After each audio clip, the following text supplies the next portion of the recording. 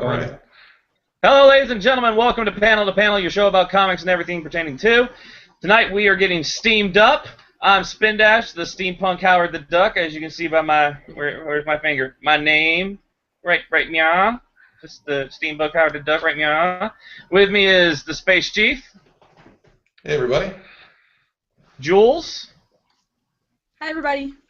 And our special guest tonight, he is the creator of the comic Rust, Mr. Royden Lepp. Royden, thank you. Hi, everybody. Hold on one second. It's doing it again. What's it doing? I don't know. Oh, I got it. Hold on. Sorry about that. That was YouTube, ladies and gentlemen. YouTube decided they wanted to hear my voice all over again. Okay. Sorry about that. We'll reintroduce Royden. Yes, Royden, the creator of Rust. How are you? I'm good. Thanks for having me on, guys. Good to talk to you. Not a problem, not a problem. Before we start the show, I have to give this a special birthday announcement tonight. Back in 1989, we lost a great man in this country. If nobody knew that, we lost a very great man by the name of Mel Blanc. You may not know his name, you may not know his face, but you know his voice. Mel Blanc was the voice behind Bugs Bunny, Porky Pig, Sylvester the Cat, Yosemite Sam, Foghorn Leghorn, Pepe Le Pew, Barney Rubble, Captain Caveman. The list goes on and on. Today would be his 106th birthday, and since everybody knows I do a lot of voices, I do a lot of impressions, a lot of them you hear on this show, I wanted to just give a special 106th birthday to Mel Blanc because I don't think any of us did not grow up with Looney Tunes. I think all of us had heard Looney Tunes at one point or another. So just wanted to do a happy birthday to Mel Blanc. If you follow, which you probably don't because it's my personal Facebook page, but I've been putting up Mel Blanc stuff all week. I've been following it. I know you have. You see my picture of him and Jack Benny? I put a picture of him and Jack Benny up. But so happy birthday to Mel. But Royden, would you please tell us about Rust? Happy birthday, Mel. He wouldn't have lived to 106, so... Don't say that! Yes, well, I mean, we don't know, but it's not likely. I know George Burns was, what, 101 when he passed? George Burns was like 101, I think. Well, Spin would have Frankensteined him up. I would have brought him back to life. He would have been a steampunk. He could have been a steampunk Mel Blanc. Yes, so what do you want to know about Rust? Everything. Everything you got. I don't know. I want to know your deepest, darkest secrets. I don't think we have enough time. Give us a basic outline on what it's about, how, Sure, I'll give you... Without giving anything away, obviously. Yeah, don't give anything away. We want people to actually check out the book. Yeah, I'll give the Comic-Con Artist Alley pitch. Sounds great. Exactly. Yeah, so Rust is a 3-volume graphic novel series from Boom Archaea, who's now 1. Oh, nice, Jules, you're holding up the books. Thank you. Number 3 somewhere, but. Yeah, so it's a 4-volume series. The 3rd volume just came out recently. So it's a story that takes place in kind of what I described as an alternate reality. It's not really history or alternate history, but basically there was a great war that was fought. It kind of looks like World War I. It looks like a bit of World War II. So this great war was fought, and robots were built and used to fight in this war. And the war was very long, and the story is basically about the Taylor family, and this character named Roman Taylor, his father doesn't come back from the war, and so he's trying to keep his farm together, keep his family together, and one day this kid with a jetpack named Jet Jones crashes through his barn, and he's being chased by a giant decommissioned war robot, and the rest would be spoilers, I think. Yeah, don't spoil it. That's kind of how the series kicks off, and yeah, it's been a really fun ride for everybody that's been reading. Yeah, I enjoyed it. I have it in digital. How did you enjoy it digitally? I'm not usually a digital. I'm a print comics kind of guy, but occasionally, like when I need to get something for the show or whatever, I'll get it in digital so I can do it fast wherever I'm at. But Digital's growing on me definitely more these days, but I did enjoy it in digital. I think it still comes off. Uh, it still comes off the way you intend digitally, and I enjoyed it. I enjoyed one of the things I liked about the look of I liked the look of the robots. They're kind of like that old sci-fi, old like black and white sci-fi kind of robots. That's right up my alley. That old school. I like the way the setting was in that kind of Dust Bowl, kind of just kind of dry, and the way the colors are, the way it just kind of conveys that kind of dry farmer Dust Bowl kind of area that it takes place in. But yeah, I really liked it. I really enjoyed it. Cool. Thanks. Yeah, it's been fun and challenging to draw, especially those robots. They're going to have a particular design, and I kind of want them to feel like they all fit in the same world, but could be on different factions or different parts of the war. So yeah, it's been fun to hear what people think about it, and the first volume digitally. Yeah, I got the first one in digital. I still have yet to get 2 and 3. That's why I don't want you to ruin it, because I don't want you to ruin it for me. But I just picked it up last week, and I just had time to read the first one. But 2 and 3 are definitely on my agenda for the coming days. Yeah, there's not a lot of words. You can read it pretty quick. That's another thing I like too. I like books that can convey a story through art. Like I was a big fan of the Nuff Said series from Marvel, when there were just it was just art. There was no dialogue in it at all, and it was just stories conveyed through pictures, and that's one of the things I liked about it too. There wasn't a lot of dialogue. You could get the story just from looking at it. I enjoy that. Cool. Yeah, that's just kind of how I like to do it. I really like writing and drawing, but if the artwork can carry the story, that's the way that I like to do it.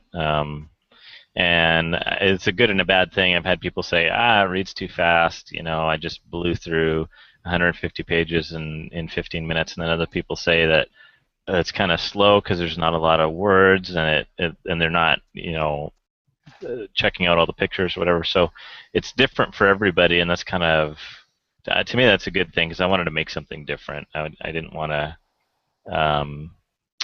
stick to all the same rules, or not that the rules are bad, but I just wanted to make something different. So yeah, I really like that aspect of it. That's I love books that can do that. I love artwork that you can look at and get the story. And if you don't want to read study the artwork. That's what you're supposed to do.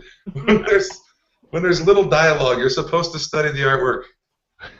Yeah, I actually prefer when there's less dialogue, because sometimes I miss panels, like artwork, and then when I go back and reread it, I'm like, oh, I didn't even see that because I'm reading so many words. So I like being able to focus more on the art. I mean, I like the story too, but I like it that way too. So. Well, that's the comic book medium. I mean, it's stories told through art, as far as I'm concerned. I think dialogue is secondary, sort of, to me. I mean, the artwork is important, really important to me, and the story, of course, is important. But I mean, with great artwork, you don't need as much dialogue, I think. Well, I think the two go together. I think that the medium of comics is really visual storytelling, and we have to see the artwork as part of the story as well as the dialogue. And if you have a book that can exist without the artwork, then you have to ask yourself, why is it a comic? It could be a short story or a novel. If you have a comic that exists without dialogue, it can still be a comic. And so that's the kind of interesting thing that I found. But the story is part of the the artwork is part of the story, part of the writing as well, and it has to it has to carry it, even if it's in brief, simple images. Agreed. Yeah. Definitely. Just checking some stuff here. Any Twitter or questions from the audience out there? Nothing yet. Not that I've got. We had someone come on. I don't know who they were. I saw somebody pop into the show there. I thought maybe you guys knew him. I don't know. Nah. You guys doing shows without me? No, I'm not doing anything without you. I would have told you that. It's all good though. It's all great. All right. Now, Uni, our member who couldn't be on tonight, or not yet, if she is going to be popping in later on, she really liked in Volume 2 when Jet saves Oswald. I don't know. I don't want to give too much away. Okay? I don't want to give too much away. Spoilers. Spoilers! But, she wants to know, I guess because she was, I guess this is, Jules, is this a shipping thing? That was my question. It was. Oh, that was your question. Yeah. I apologize. I thought that was Uni's question. That's your question. The one about. Is this a shipping question? No, that's not shipping. We will get this one day. No, I was just, there's a scene, I think it was in Volume 2, where, yeah, it was, where Jet, like, saves Oswald and he puts him in the train car after this, like, huge battle. That was, like, I thought that was so awesome. And so then I was just wondering if they were going to kind of develop more of a friendship, because Oswald is kind of not really sure about Jet. So, and I haven't read the third yet, so I don't know. I guess it would be a spoiler, but. Yeah, I'm not going to spoil the third one for you, but I will say that, yeah, no, there's not really much I can say. Oz and Jet's relationship is, it gets a little bit complicated at the end of the second book, and it's getting even more complicated by the third. I'll say that. He's the only one that knows who and what Jet really is. So, as you can imagine, that affects how he views him and his presence on the farm. So, yeah, it's gonna get a little bit more complicated in Volume 3.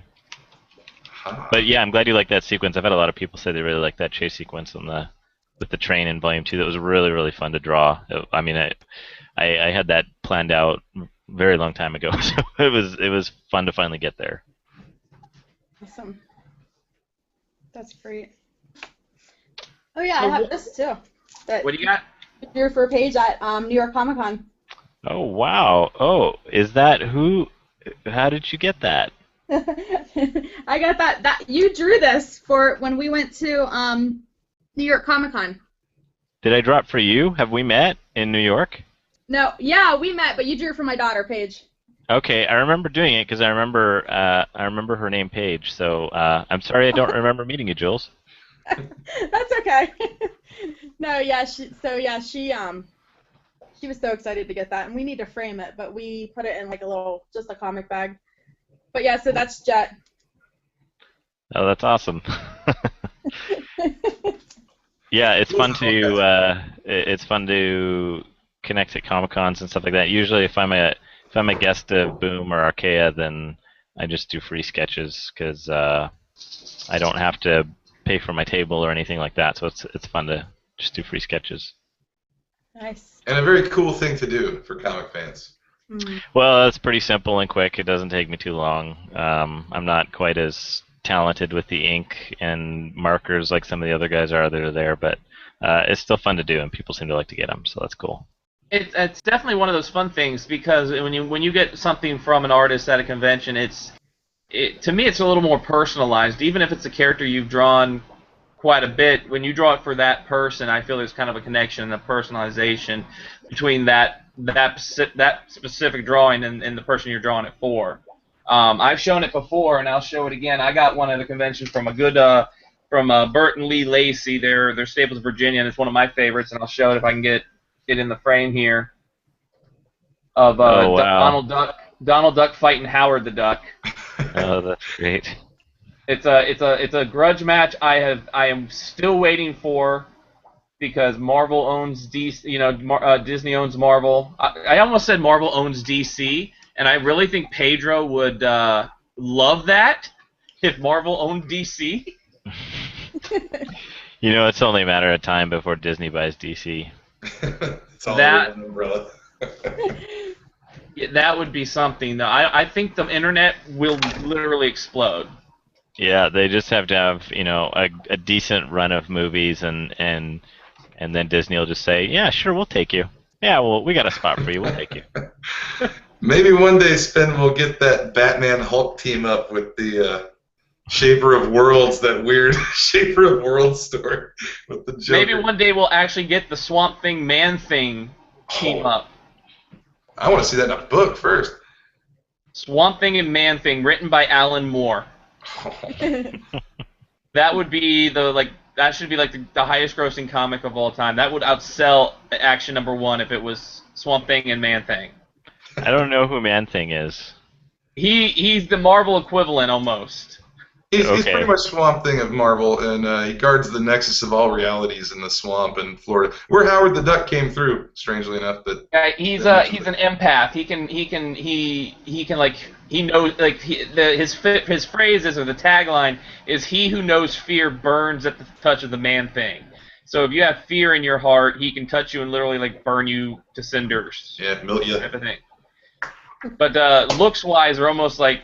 Except Man Thing looks like a really green elephant type of thing, but I would still. It's kind of weird. I would still love to see a Man Thing Swamp Thing. It could be like Heart to Heart. Remember the old show Heart to Heart? They could just be thing to thing. Yeah, there you go. I saw a DC Marvel. That sounded so wrong after I said it. Can't take it back now. It's on the internet. Yeah. Now it's live. Live. So. Oh my. I will ask the next question. Go ahead. I have the agenda right here. Let's see. Number 3. What are your favorite aspects of working on Rust? My favorite aspects of working on Rust. That's Uni wrote that. I'm assuming she means is the art more enjoyable to work on, or the writing end of it? I mean, I kind of I view them the same, and I do them together, so they're inextricably connected, I guess. It's not like I sit down and write a whole volume and then I sit down and draw the whole volume, especially because just because I don't have to communicate panels to another artist and say, hey, this is what's going to happen. Sometimes I'll write a couple of pages by just doing a bunch of thumbnails and scribbling in the margins and stuff like that. And that's probably actually the funnest part, because comics take so much time, so labor intensive to tell a story page by page, panel by panel. It just feels like you're telling a story in slow motion. And especially me, because I take a lot of panels to tell a story. But so for me, the funnest part of it is that first phase where I'm sitting down and I'm doing thumbnail pages, because I'm burning through the pages almost as fast as I would read them. They're literally just kind of chicken scratch. I just scroll out these stickman images that don't make any sense, and I can chew through 20 pages, and I've just kind of experienced the story myself for the first time, and then I can go to sleep and then wake up the next day and then read it and be like, oh man, that sucks, that's too bad, I had a lot of fun, and then do it again. Well, adding on to that, I'll add on to that and say, well, would you ever consider working with a different with an artist, you just doing the writing of the story and passing it off to an artist, or do you prefer to just do it all yourself and just cut out all that back and forth middleman kind of thing? No, I think it'd be really interesting to work with somebody else, either working with a writer or working with an artist. I think both would be pretty fun. I think it's going to be a while before I do that, because there's just so much more Rust to do, and I just have other stories that I want to tell, and I really want to draw them. So if I do another book after Rust, I'm sure that I'll be drawing it and writing it. I could see a situation where we maybe want to, spin off Rust into some other stories, in which case that would be a blast to sit down and write, some issues or books and hand them off to some of my favorite artists. That'd be kind of a dream come true. With a variant Scotty Young cover. Yeah, yeah. He's doing covers for everybody, so he might as well do one for me. Exactly. Yeah.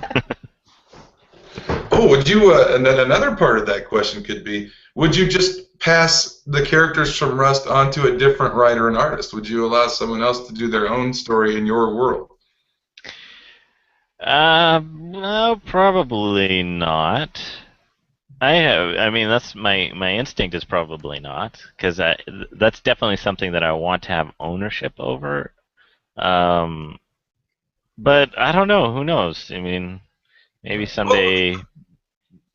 I oh, go mean, ahead. you don't know. It could be a writer says, "Hey, I want to do this," and then he goes and writes a story, and I'm like, "Wow, that's better than anything I've ever written." So we'll just put the created by title on the front, and then I'll just sit back and read it when it's done. I Well, the have no reason I asked, idea. it was announced. It was just announced that, or I just found out. Actually, it wasn't announced, but I found out that Alan Moore is actually going to be doing 2 one-shots for Jonathan Hickman's "God Is Dead" for Avatar. That he's going to be writing, I guess, independently of Mike Costa and Jonathan Hickman. But and it kind of made me think: would you be willing to do that? Let someone else just take your creation and do what they do with it. Yeah, I'm sure there's a world in where that would exist and make sense. I don't know. It's hard to imagine the Rust universe getting that big. I mean, that'd be really cool if it does, and we get a big fan base, and we start making the world of Rust. And get then I'd be more interested in seeing other people interpret it a little bit. But there's still a big part of it that's is pretty close to me. I don't want to. I don't think I could just hand it off completely. I think I'd still want to have some kind of veto or something at the end of the process. I'm not sure. You just shot an idea in my head by your phrase "World of Rust." Think about this: MMORPG, the World of Rust. You create your own character in Rust. You could be a character, robot, whatever. That funny Hey, enough that would be cool. that has been talked about before. So yeah, not too surprising you bring it up. Now, Well, what about? Spin, let me interrupt you, Spin. I just wanted to remind you that Royden is on short on time tonight, so we may need to condense down the agenda a little bit. I don't want to hold him up too long because I know he's a busy guy.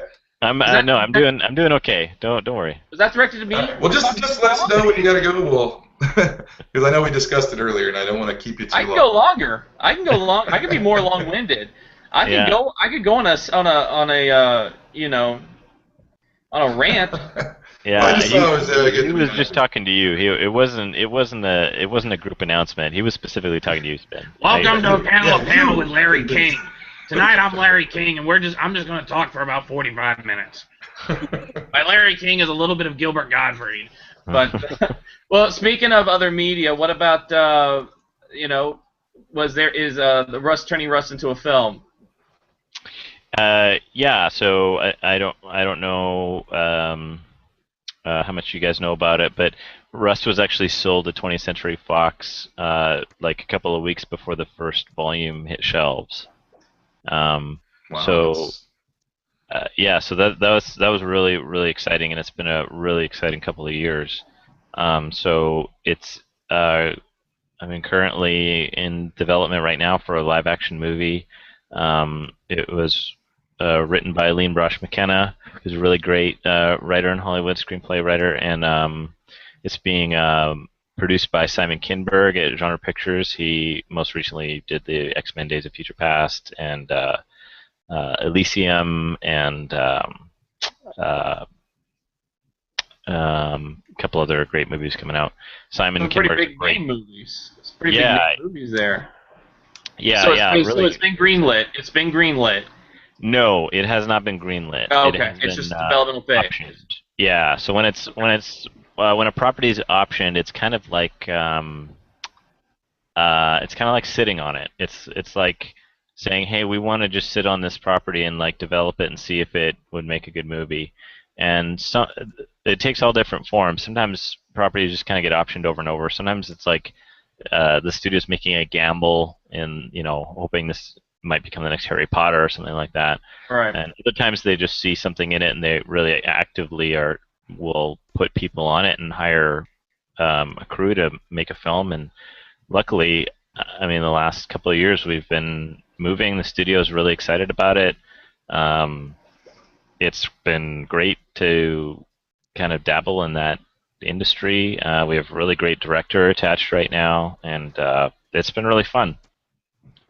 I can totally see, looking at the book, I can totally see the cinematic aspect of it too, the way it's drawn, the colors you use, the angles, and it's a pretty cinematic. I can see it being a movie.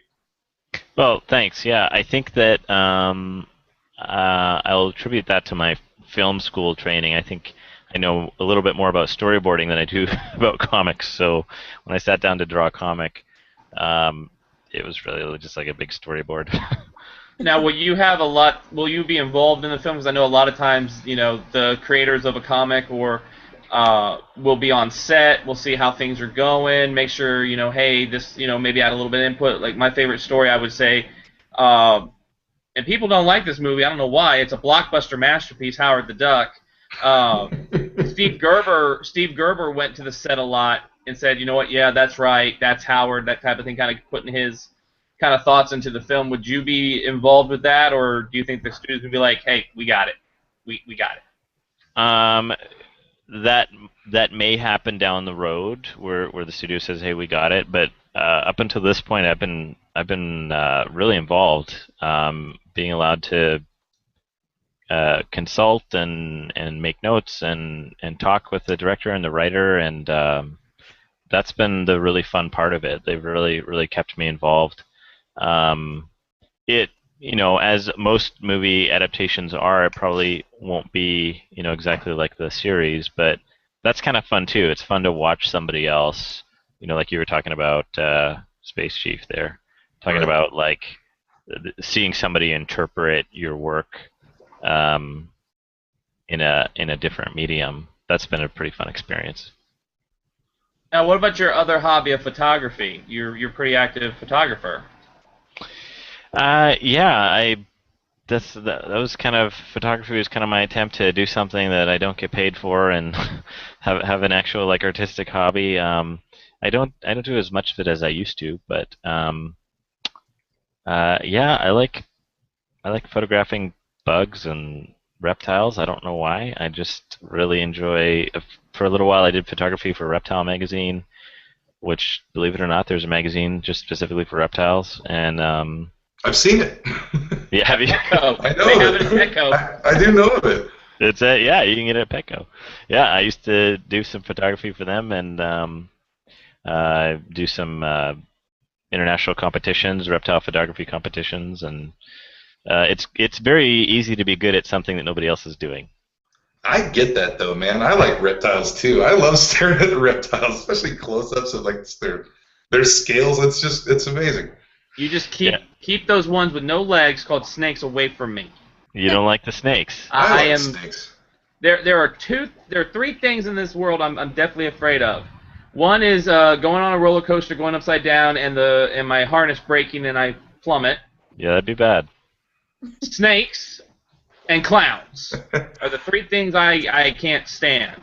Those camel Sadly. spiders in Iraq must have gave you a run for your money too. Oh no, the camel spiders were fun. 'Cause like I told you in chat, camel spiders, and I hope I can say this because I don't want some animal rights group to get on me. But we used to take our cave bars and just fling them at the camel spiders. I mean, literally, these things. If you haven't seen one, they kind of look like the face hugger from Aliens. Literally, it's like they scurry along like that. So we would if you killed one. I mean, these things were. I mean, they were incestuous, So we would, if you killed them, you were able to tack them up on the board, and I had maybe four of them there. But no, camel spiders weren't bad. But snakes, I'm definitely it's unnatural to me. I just don't like snakes. I don't have any snakes. I've photographed some snakes. I one time had to photograph an albino spitting cobra. Wow. It I had did one. I'm sorry. You're Go a ahead. braver man than me, sir. Yeah, it was a little bit intimidating. It had its venom sacs removed, so it would try to spit, but nothing would come out. So it was just doing a dry heave at you. Yeah. That's kind of what it was. I did one time get to go. I went to a zoo where they had a venomous snake display one time, and these snakes were not de-venomized. These were deadly snakes. They were in glass. I mean, there was no danger of getting bit, but they are fascinating to me. The eyelash viper just blows my mind. And I saw an eyelash. I know we're getting way off comics here, but I saw this eyelash viper from like South America. It was the coolest thing I've ever seen in my life. Jules, you're really quiet. How do you feel about snakes and lizards? I love every animal except for like the giant spiders that I find in my house that are like this big. I'm not even kidding you. Like like little tiny ones I'll put outside. Like I'll pick them up. Daddy long legs, I'll pick them up. But then you see these like big tarantulas. They're like this big. They're like wolf spiders. Yeah, those I don't like. So like now you have made it my goal to get you a camel spider. Now you think your spiders are big. I'm now going to get you a camel spider. I thought those were fake because I always see them on Facebook and they like have these giant like tan spiders and I was like, those aren't real. They're real. Trust me. And the bad part is in the desert they blend into the desert, so they'll be scurrying along, but you can't even see them because of the camouflage. It's freaky. I would not survive. I would probably die of a heart attack because I just don't like those things. I'm not going to get too much into Iraq stories. All right. I like insects though. I like bugs. We like I homeschool, so for science we have to get snails and then we let them go, but like see what their shells look like, see what their all of their parts are. So it's like a learning thing too. But you should get a golden apple snail, Jules. I should. They can get to the size of a baseball. Oh my goodness. I don't know where I would put that thing. But back to what we were talking about. Anyways, comics. Rusty, well, you have a how to draw blog. And one day I'm gonna pull out my artwork because I actually draw as well. I don't do comics and stuff like that, but I actually do draw quite a bit. I'll pull those out for the show one time. Maybe put a couple up on the Facebook page. But what's your favorite? How do you like doing that? Teach how to draw like. Sadly, if I'm really transparent about it, the How to Draw blog was attached to a couple of children's books that I did. There were How to Draw children's books that I did for Zondervan, which is an umbrella of HarperCollins.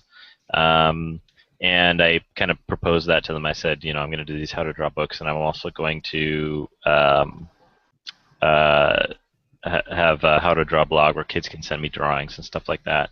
And it's actually pretty fun to do. It's pretty rewarding to have these kids. The books have been, I think they're actually out of print right now. I think this went out of print last year, but I still get kids sending me drawings every now and then, which is pretty fun. But that's not actually, any How to Draw book that you've ever really picked up is not really teaching you how to draw. It's teaching you how to reproduce an image in a book, which is okay, because along the way you're going to learn a little bit about drawing.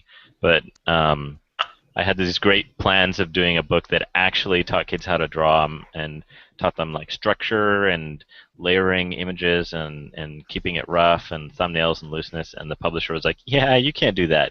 You have to show the kids how to reproduce an image." And so it's more like it's a little bit less fun. So it's not really teaching them how to draw, but it's still fun, and they still send me these great drawings. Have you ever had a kid send you in a drawing that is just so awesome? It just blows your mind. I can't believe a kid drew this. It's crazy. Yeah, some. It's hard for me to attach ages to the kids because I have a son, but he's very young. He's only 6 months old. So when I get a drawing from like a 6-year-old, and I'm like, is this really? Your dad didn't help you with this or anything? I've had a couple of those, but then I'm like, maybe I don't know how. 6-year-olds, I guess they can draw pretty well, but maybe they traced it, and that's okay too. Tracing's not bad. I want to see if I can do this real quick. If I maybe I can. Let me see this. If anybody, I don't know if you guys can see my screen or not. Can. Is that? Yeah, this is I drew that. Yeah. Yeah, I drew that a Piccolo, and then there's my Videl. Nice. And then I have there's a Vegeta. It's the only ones that I think I've shared on Facebook. Spence But auditioning. those are ones. Those are ones that, no, that's just ones I did. I'm right here. No, but I think it's awesome. Now if I can get off of this, oh, there we go. And I'm back. There we go. I think it's great the kids book because if I would have seen them on the shelf, I would have totally bought it because my 9-year-old, she is a drawing maniac. Like, I will just go through paper, like notebooks worth of paper, everything, and they're just everywhere. Like the little tiny ones too, like we go through theirs. But we bought her a few that are like really, really hard. Not like just draw this little thing, but it's like do this first, and then you add this, and then you add this, and so like 25 steps later, you get the finished like product, and then after you get the finished product, you're supposed to like color it so that you can't see like the lines that you drew and everything. Right. Yeah. And one night, Paige and I, my daughter, we were sitting there for like I don't know hours, just doing this one. It was like a plant, but it was like it had a like shadow behind it, and it was just so detailed and complicated. It took us forever to do it, and she sat there and did it the whole entire time, and she did so good. But it was like her interpretation, so it was like different. But I keep telling her, and I always tell her, I'm like, don't stop drawing because she's really good at it. Like I put some stuff up on Twitter, and everybody's like, your daughter drew that? I was like, yeah, she's very talented. I never saw those. A stick person. And I could draw a stick person, a ball, a frog. Well, it's like I remember, like when I was a kid, you used to be able to go to like the craft store, like Michael's or something. I don't think it was Michael's at the time, but you could get I would get like I think I had like the How to Draw DuckTales, and like How to Draw Chippendale Rescue Ranger books, and it was like okay, step 1, draw the circle, make sure you have your lines of which way they're going to look, and then from the age of 5 until I was a teen, I took art lessons from a gentleman by the name of Peter Dufour, who was he drew the original character concepts for Fat Albert in the Cosby Kids. So he's the one who taught me, and it was at the beginning a lot of okay, here's a picture of Yogi Bear, draw Yogi Bear, and it was to get me kind of acclimated. Then he was like, all right, now draw me something original. Oh, cool. So I mean, I'm all for art in any way, shape, or form. Over the last couple of years, they've been downsizing art. No, keep art where it is because art is just so much fun. I mean, I just recently bought a new sketch pad with a couple new pencils and things like that, so I'm gonna be back sketching and drawing and some stuff. Oh, yeah, so, was there any plans to have those? I mean, it sounds like something cool for kids to have. Is there any plans to get those reprinted or put out another edition in the future, maybe? Not at the moment, no. I mean, it's maybe down the road. I don't know. Yeah, I have like a few other books that don't really float to the same fan base as Rust. I did some other children's books under the I Can Read license and the My First I Can Read books. Mm-hmm. A lot of kids, they're like first-time readers. So I did a series called Barnabas Bear. That was actually really, really fun to do. So if any of you guys have very young kids learning to read, the Barnabas Bear series was pretty fun to do. Awesome. Jules is our resident all ages books. Well, there you go, Jules. You can check out Barnabas Bear if you want. They're way cheaper than Rust. Yeah, I saw that on your page. I don't know if it was a DeviantArt page, your whatever. When I googled her name, it came up. But and I don't think I've seen those. Like, are those just in the stores, or do I have to order them special? You probably would have to order them. I don't know if you'd be able to find them on the shelf. They're pretty small little books. Because if I would have seen your name, like because we are Barnes & Noble half-price books like at least once, maybe twice a week. So if I would have seen your name, I would have been like, ooh, get them all. But yeah, I haven't, because we do, my 3-year-old is starting now to like notice words, reading, trying to read, or it's really memorization now, but I think I'll try to track them down and see if I can get them. Sure. Yeah. No, they're. I mean, I think you can get them used on Amazon for like a couple of bucks. Yeah, I can use my Amazon Prime. Well, now we are going to move on to the final part of the show, which we call bomb questions, which are fun questions that everybody answers. I might not answer them. Then we will sit here in perpetual silence. And what's really good is that this week we don't have any questions about who would you be in a relationship with, who would you love, those type of questions. Those are always fun, but these are easy but fun ones. And the first one is mine. I came up with the first one. And and Royden will answer first. I will answer last. Who from comics would you like to hang out with at Chuck E. Cheese? Like who from the comics industry, or what fictional character? What fictional comic book character would you like to hang out with at Chuck E. Cheese? Yeah, I was confused on that too. You remember, like, years ago at Marvel did a character called Slapstick? Anybody remember that? Vaguely remember, yes. Yeah, I wasn't around. I think it was like 5 issues in the 90s. He was a funny character. And it was in the Marvel universe, so they bring everybody in. So Ghost Rider showed up, and Slapstick was like, "Oh my goodness, this man's head is on fire," and he dumps water on his head. Yes, I do remember that now. I do remember it. I don't know why. That's the first character that just popped into my mind as someone I'd go to Chuck E. Cheese with. Jules, who would you go to Chuck E. Cheese with? Oh, jeez. I was thinking, comic creator, comic book. Can I pick like a Powerpuff Girl? Cause yeah, they're in comics. Yeah. Well, I would pick Bubbles then, cause she's so happy and fun, and like we could just go play all the games, and that would be a good time. Chief? You know what my answer is, buddy? Frank Castle. That's right. Punisher. Castle. You're taking the Punisher to Chuck E. Cheese. That's right. Gotta That get that seems mouse. appropriate. He's just gonna shoot the games and get all the tickets right. out of them. He's You gonna don't get need tokens when you got Frank Castle, man.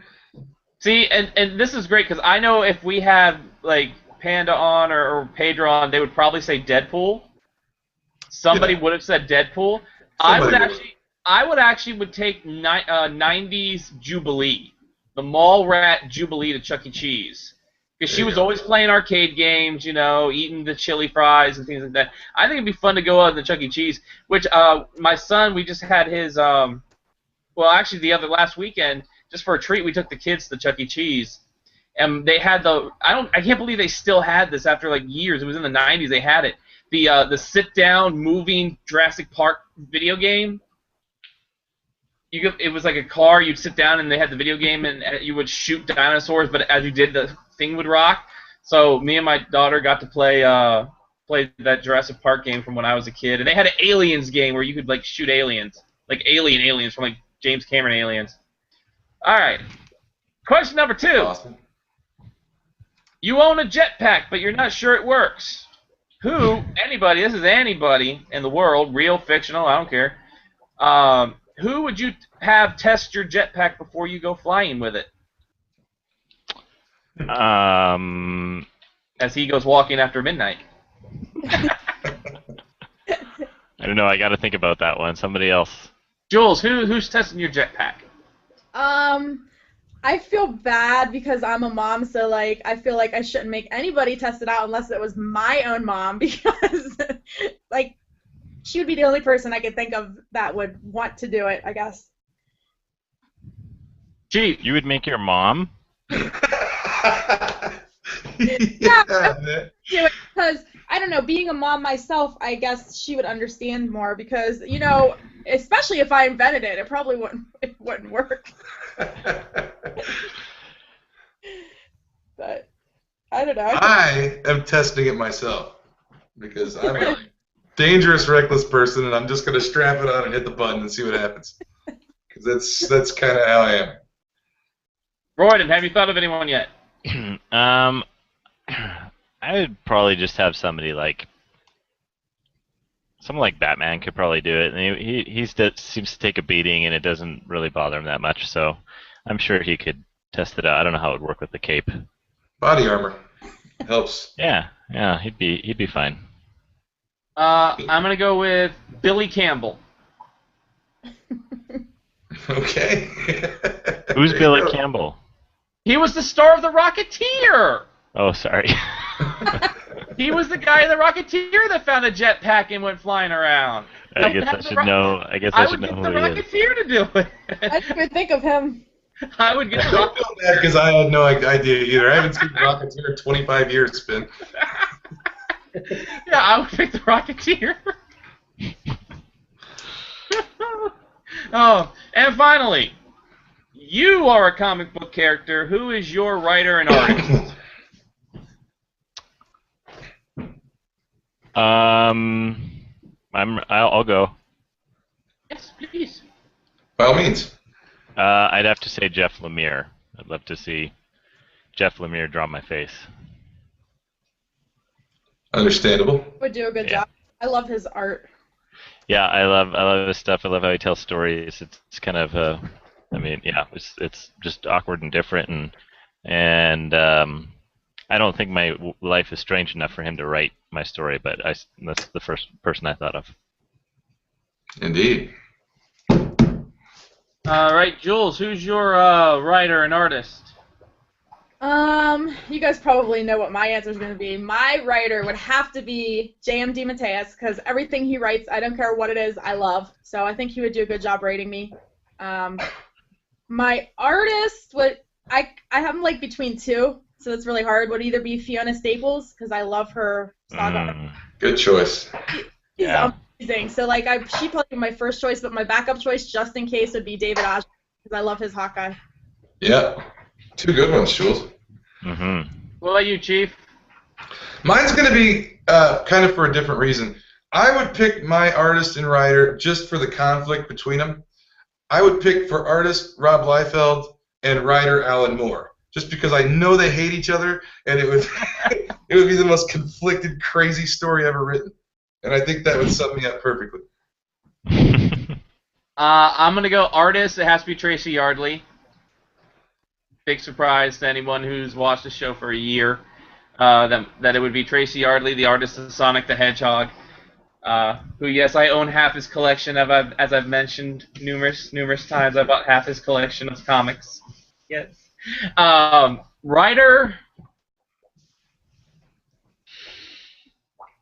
dang, I have that's a hard one because I like so many different writers. This is Dan Slott. Dan Slott. Because Spider Genius. Think about Dan Slott's writing with Tracy Yardley's art. The cartoony Sonic art with Dan Slott's genius. There you go. Awesome. That would just be perfect. And they're bringing back the Superior Spider-Man. Thank you, Marvel. You got my emails. Thank you. Yeah, I wasn't ready to let Doc Ock go either. I am not ready. I need more Doc Ock Spider-Man.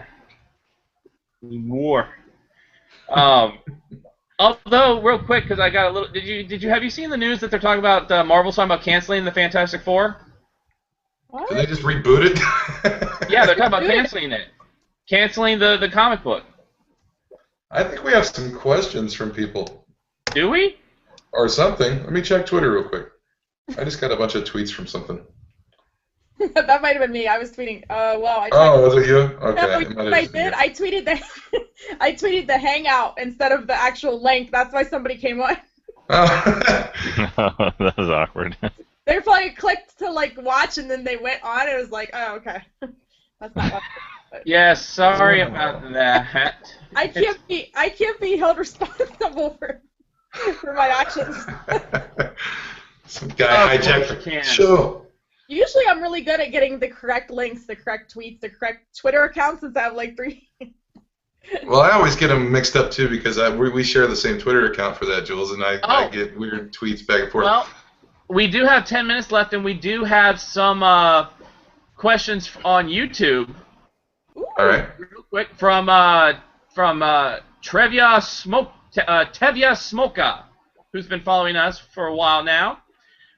First, he wants to go, what's your opinion on The Amazing Spider-Man 2? Because, in my opinion, the movie sucked. And also, what is your opinion on Superior Spider-Man Finally Over? Well, we just said we are not ready for Superior Spider-Man to be over. You're absolutely wrong about Amazing Spider-Man 2 sucking, by the way. I haven't seen it yet. Royden, have you seen Amazing Spider-Man 2 yet? No, sadly I haven't. I've got a baby in the house. I don't get to see movies anymore.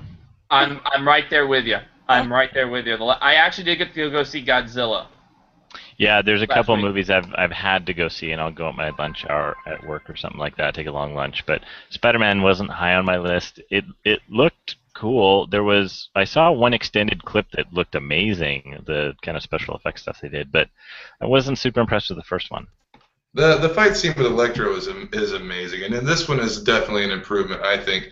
And last I saw, it was catching heat for being too close to the death of Gwen Stacy storyline. It's like, what do you people want? It's great. They want to be angry. That's what they want. They don't want to be happy. Some comic fans are jerks. Well, I'll tell you. Everybody. Godzilla was fantastic. As a fan of old Godzilla movies, going in and knowing what I know about Godzilla movies, that guess what, people? Even though the name of the movie is Godzilla, Godzilla normally doesn't show up in his movies until about 45 minutes in. That was my problem. I'm like, where's Godzilla? I'm like watching it for like 25 minutes and he's not here. I haven't seen it yet, so don't say anything. I won't say anything, but Chief, you've seen old Godzilla movies. You know, even if his name's in the title, a lot of times he won't show up until like the end of the movie for the big monster fight. I will say this, Chief, one word: pagoda. When you watch the movie, pagoda. You know what I'm talking about. You know what I'm talking about when I say pagoda. All right. The next question he had was our opinion of X-Men: Days of Future Past. Have not seen it, sadly. Once again. Same Royden, kids in the house. We're not able to go see a bunch of movies, right? That one, because it's Simon Kinberg's movie, I do need to see it soon. I will tell you this: with the kids in the house, unless they brought Frozen back in theaters again, I probably wouldn't be even going to the theater. Yeah. I am finally glad I got that song out of my head. And number 3 question. What is your opinion of Spider-Verse coming out later this year? And also, what is your opinion of Spider-Girl, a.k.a. Mayday Parker, coming back, hopefully retconning one more day out of existence? I'm open-minded. I'm gonna wait and see on it. I'm kind of looking forward to it, and I kind of don't know what to think about it. But they're gonna have every version of Spidey from like every different version of Spider-Man in this Spider-Verse thing. So. I don't know, and Peter Parker's daughter, the Spider Girl, I guess. I don't really have much of an opinion on it. I've never really read that series. I didn't really care for it that much. It's really good. We met Ron Friends, and he drew us a Spider Girl, and it's absolutely amazing. It's like the best one that I have. I don't know. It's hanging up somewhere. Do you have an opinion, Royden? No, I didn't. No, I don't. All right. Sounds cool though. I'm just happy that Spider-Verse is going to have Peter Porker, the Amazing Spider-Ham. I am happy that the Amazing Spider-Ham will be back. That's my. I want more Spider-Ham. I did see real quick and before we close that DC's coming out with a book called what is it? It's like their multi-universe book, and it's going to have Captain Carrot. Is going to be back. I saw something about that. Yeah, they're gonna be doing they're gonna have like the Vampire Justice League, and like it's gonna go all over like all the different, I guess like all the different Earths, that they tell you about in Crisis on Infinite Earths. They're gonna like actually do stories from some of those different universes, I guess. At least that's how I understand it. Oh, hold on. That's YouTube doing this thing again. Yeah. All right, so Royden, tell people where they can find all your good stuff online, and Rust and everything else. Sure, thank you. Rust you can get anywhere books are sold, for the most part. Pick it up from your local comic shop if you want to support them, that would be nice. But you can also get it at Barnes & Noble and Amazon, all those good places too, and Comixology if you want to read it digitally. It's a big fat hardcover, so it's a little bit expensive, but it feels good when you hold it in your hand. It's really nice though, and it's so worth it. It's beautiful. It smells good. See, look at that. That looks like one of the books that they would open up at the beginning of like a 1940s Disney movie. You would see it sitting on the dais, and it would just open up. Just do. Yeah, I'm definitely more of a print guy. I would have gotten it in print had I had the time. I was a little short on time, and I needed to grab it in digital and read it up. So yeah, no, it's okay. I will definitely be picking it up. Yeah, it's pricey because it's large and gorgeous and hardcover, and I have Archaea to thank for that. But yeah, you can get it there. You can follow me on Twitter at Royden Lepp. You can see some more of my artwork online if you pretty much just Google my name. Thanks to my parents for naming me something original. Well, I didn't have any trouble finding it. We didn't have any trouble finding it. Yeah, I know. That's why I say thanks to my parents. They picked a nice original name, and I pop up pretty quickly, so that's helpful. I don't have to. I'm not a John's man. Went to invite you to the show for the hangout, and put in Royden. Up, look, there he is! It's the first one on the list. There it is. He's right there. You put in my name, my real name. I'm not going to tell you my real name, but Okay. you put in my real name, and it comes up with some football star who played in Ohio State. Yeah. Well, there's Getting my frickin' publicity, are you, punk? You might be next. I've already taken off Carson Daly off my list. You may be next, other real name. All right. So, with that, make sure you come back next week. We have another guest on with us next week. Dwayne Feenstra? Is that how you say his last name? Yeah. He's on with us. Okay, he'll be on with us. He did the Arrow Girl, and it's Kickstarter right now. So. Okay. Make sure you check it out because that's good. Make sure also you check out your YouTubies and your Facey pages because Reading Rainbow is coming back, ladies and gentlemen. Reading Rainbow is coming back. So make sure you check it out. We always talk about reading. Reading Rainbow is coming back. Make sure you check out. Go ahead, Chief. Oh, I was going to say, and make sure everybody goes out and supports Royden and his books and goes out and buys those. Yeah. Go out, Thanks, support him, support Rust. Hopefully that movie will get greenlit and go right into production so we can have that. So make sure you remember, check us out every week. We'll be back next week. So until next time, good afternoon, good evening, and good night. Yay!